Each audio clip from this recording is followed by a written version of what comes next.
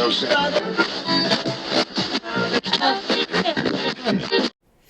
is Wow Wednesday special, where we will be popping in once or twice on a random Wednesday during the month for a special recipe. So if you're ready, let's get to cooking.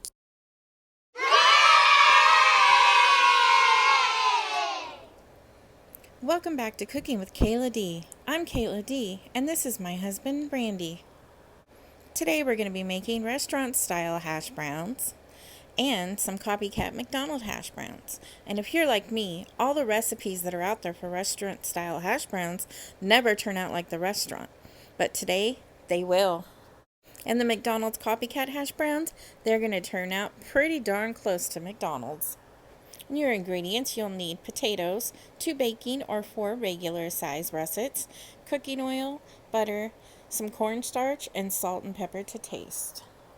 First off, you want to take your potatoes. I used baking, so I only used 2. You'll want to rinse those off and wash them really well. And then you're going to bake them the way that you bake them. I did mine in the microwave on the potato setting. And after they're done running their cycle in the microwave, I let them stand for about 5 minutes before opening the microwave, so they have a chance to cool down. And if you're baking yours in the oven, you'll want to turn the oven off and pull them out and just let them sit and cool down for about 20 minutes on your stovetop.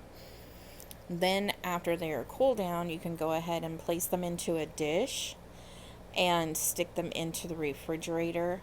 But you do not want to cover the dish. You do not want to wrap these up. You do not want to put them in a bag. You don't want that. You want the skins to be exposed to the air in the refrigerator so that they set properly when it's time to peel them. So do not wrap or cover your potatoes. So the next day, you're ready to go ahead and start handling your potatoes. Mine are baking, so I need to cut mine in half. If you're using regular potatoes, do not cut them in half because you want them to stay as whole as possible for grating. It's the easiest way for them not to crumble apart.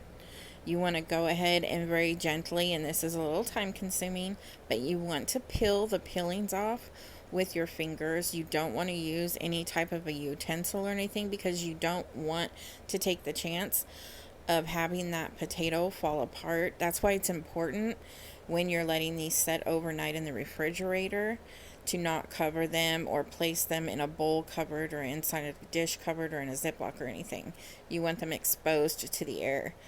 They will peel off pretty easily. The only part you're going to struggle with is the little dimple areas where there was roots growing out of it. You'll have to actually dig your fingernail in there to pull that out, or you can just leave it. I left a lot of mine. I didn't pull them all out. After you get all of your potatoes peeled, then you're going to want to go ahead and throw your potato peelings away. I had put mine on a paper towel, so it was easy just to put that straight into the trash can. Then I went ahead and got my cheese grater out and got me a dish so I can grate it right into this dish that's flat. It's kind of like a shallow cookie sheet, or I don't know, something similar. It's a baking pan. But that way I can spread out my hash browns after I grate them, because it's very important that you're able to spread them out so that you can season them well throughout the whole thing. And that's actually one of the key ingredients to getting them to taste like a restaurant hash brown. I have made so many different recipes and searched so many all over the internet, and they have never ever come out. And so finally, my husband was like, you need to get in the kitchen and just try your own thing. You're pretty good at taking people's ideas and then kind of creating your own little thing. And so I was like, okay, fine. So then I finally started messing with it. And one night I had baked potatoes for us for dinner, and we didn't end up eating them. We ended up going out to eat that night. So I just stuck them in the refrigerator because I was like, well, I'm not going to waste them. And so I stuck them in the fridge, and then voila, I was like, well, I'll try to make hash browns out of them. And I kid you not, they were pretty close. So then when I figured out this other little notch of seasoning them before you're cooking them, then I was like, oh, wow, that was the key. So that's why we take a sheet tray of some sort, and we want to lay our hash browns out in that sheet tray because the seasoning is super important to get that taste. And then I also had to learn the texture and what kind of oils or butters to use for it to actually get the texture while it was frying, so that it came out crispy but still fluffy in the inside, so that it wasn't pasty in the inside or hard.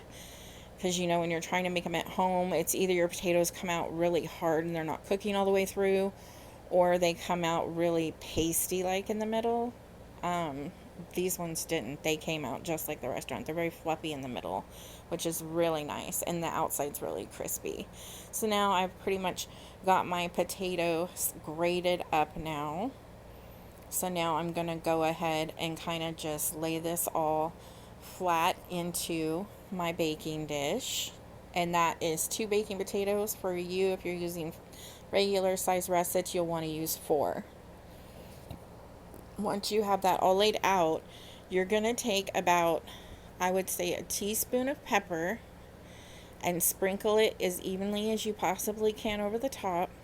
Coarse ground is the best to get a good texture into your hash browns.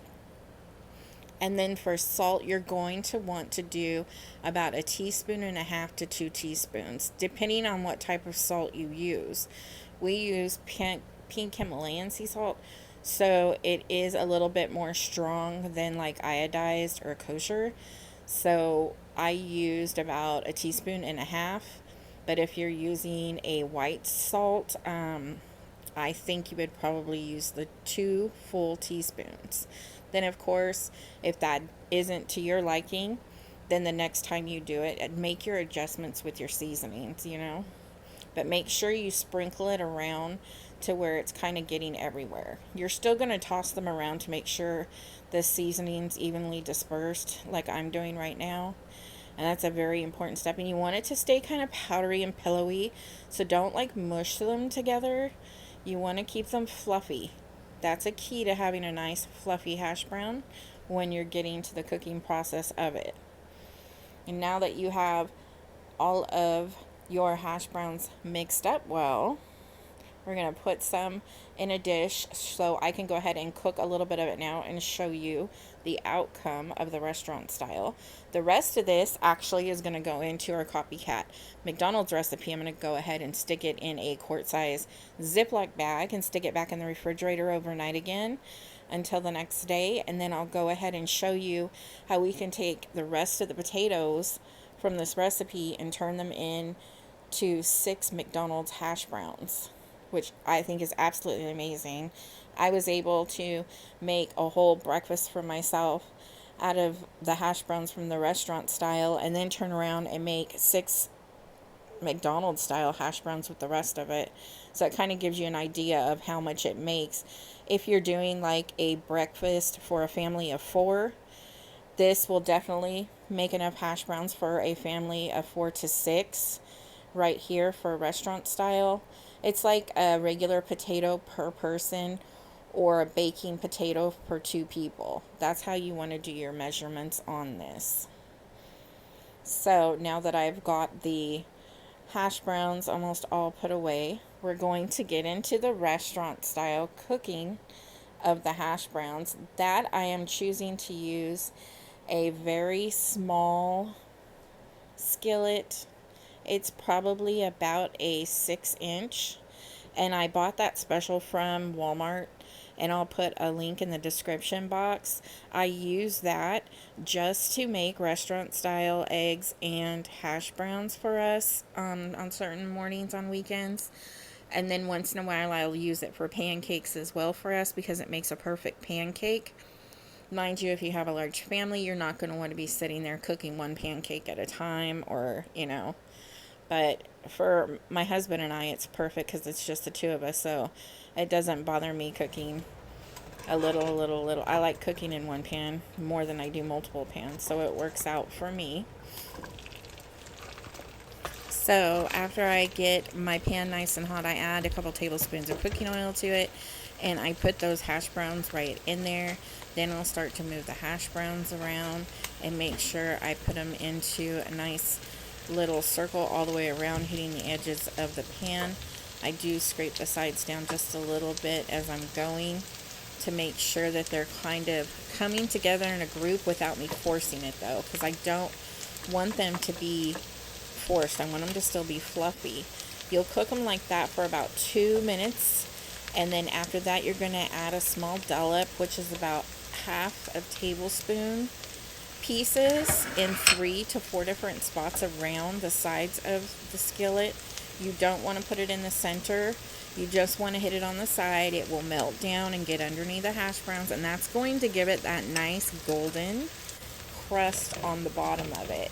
So after about 2 more minutes, you're going to lift it up a little bit. You're going to see that the crust is nice and brown there. So the way I do it is I just slide it right out of the pan onto like a paper plate, just like you see here. I put the skillet back down, and then I'll flip the plate really fast over the top. Whichever method is easier for you, that's what you do, but this is what works for me. And look at the crust on those hash browns. Are those not perfect? And we've cooked them for about 4 minutes total. And because the potatoes are already baked and cooked all the way through, these are going to turn out so fluffy. And having that seasoning through the center like that mixed in, the flavor is absolutely, they literally taste like you went out to breakfast and ordered hash browns. And it's a very hard recipe to get. So after you've let it cook for about a minute on the other side, you're going to go ahead and add those little dollops of butter again all around the edges. And you're going to want to cook it for 2 more minutes after the butter melts on that side. Then your hash browns are ready, and you can just slide them right out and onto a plate. They will not be overly greasy or anything, as you can see here. They came out nice. I'll go ahead and set those aside. Since we're cooking breakfast, I might as well show you how I do my restaurant eggs as well. So in the same skillet, without even wiping it out, I just add a half a tablespoon or like a teaspoon and a half of butter. I melt it down and swirl it around. I have it on medium-low heat. I go ahead and crack my eggs right into the skillet. I like my eggs over medium, which just means the white's cooked and the yolks I want runny. And so this is how I cook mine. I'll cook them for about a minute and a half, just watching to make sure that the whites are, that translucence going away and it's starting to get the white color. Then I take my avocado oil spray and I lightly spray the tops of the eggs. And then I'll wait about another 30 seconds to a minute, and then I flip them when it's just slightly runny in the middle between the 2 yolks. That's a perfect time to flip. That gives it a good cook on the other side, and I cook it for like 35 seconds, and when you flip it back over, look at that. That's like a perfect restaurant egg. And then you do the same thing with this as you did with your hash browns. You're just going to take the skillet and slide it right off the skillet right onto your plate. And there you go. And those whites, they were completely cooked. So there's our restaurant style breakfast. I mean, it was delicious. What do you guys think? Do you think it turned out well? Look at the fluffiness of those potatoes. Oh my God, it was so good. You really have to try this. It's a super easy recipe, and I know you guys can do this. And now for that copycat McDonald's recipe. Here we go.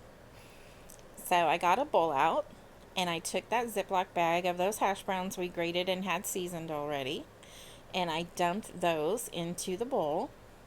I broke them up because they kind of got clumped up overnight in the refrigerator, but I broke them up to make sure they were fluffy and separate.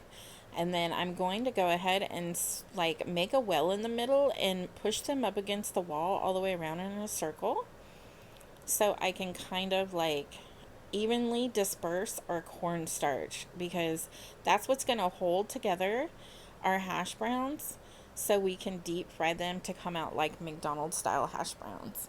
Then you're going to go ahead and just sprinkle around your cornstarch as evenly as you can get it. For this amount of potatoes, I used 2 tablespoons of cornstarch in total. And then you're going to go ahead and fluff that around the potatoes, like mix them around and fluff it so that all the cornstarch gets evenly dispersed through all of the potatoes. And then once you have that mixed well, then go ahead and get you out a cooking sheet or a baking sheet with some parchment paper or some foil or plastic wrap laid out on it so that you can start forming your hash browns and putting them on there for the freezer. I used parchment paper for mine, and I would get a meatball size of potato into my hand, and then I would just start flattening out and forming it into my hand, as you can see here, pushing on the sides, trying to get that shape as best as I could as like a fast food hash brown. And once I had that shape looking good on that side, I would flip it over, and as you can see, there's a lot of imperfections on that side, so I would go ahead and then shape that side of it. I had a little divot hole there, so I grabbed a little potato and just filled that hole right in, and it squished it together, and it ended up filling it in perfectly. Then I went ahead and placed that on my parchment paper and continuing to make more of the fast food copycat hash browns. Then you're just going to continue to form the rest of them until they're ready to go into the freezer for an hour. At least 1 hour uncovered, you want to have them freeze in your freezer. And once they're frozen, you could just slide that parchment paper right off of your baking sheet and go ahead and cut that up. And that's how I store mine in the freezer, is I will cut the parchment paper so that each one is on parchment paper, and then I stack them on top of each other like this, and then I will slide them into Ziploc bags and put them away in the freezer so that I can just pull one out at a time and cook them later. Now I've got my cooking oil hot in that shallow skillet I told you about.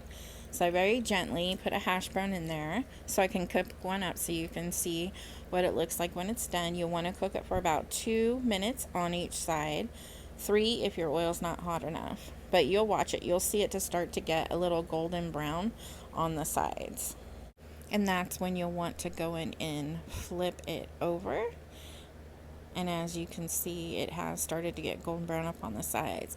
As it continues to cook, it is going to continue to get golden brown on the top, bottom, and the sides now. And you'll want to do that for another 2 minutes. And as you can see, our hash brown has got a nice golden brown all the way around on both sides. I cooked it for a total of 4 minutes and 20-ish seconds. So it is ready to come off now and get onto a paper towel to start draining. Once you have that drained, then you're going to want to season your hash brown with a little salt and pepper or whatever seasonings you want of your choice. And I'll go ahead and cut this open so you can see what it looks like inside. And it did taste like a McDonald's hash brown, just to let you know. It was really, really good. It was my first time making these, so I was really shocked they turned out so good. But look at that. Beautiful. McDonald's style hash browns, y'all. So there you go. There's our copycat McDonald's style hash browns. They kind of taste a little bit like Hardee's too. So either way, they were good. Thank you for joining us here at Cooking with Kayla D. My husband Randy and I appreciate your support and hope that these recipes are helping you like so many other recipes have helped us from YouTubers. Here from Myrtle Beach, South Carolina. Until next time, God bless you and keep cooking. But sanctify the Lord God in your heart, and always be ready to give a defense to everyone who asks you a reason for the hope that is in you, with meekness and fear. 1 Peter 3:15. My disclaimer.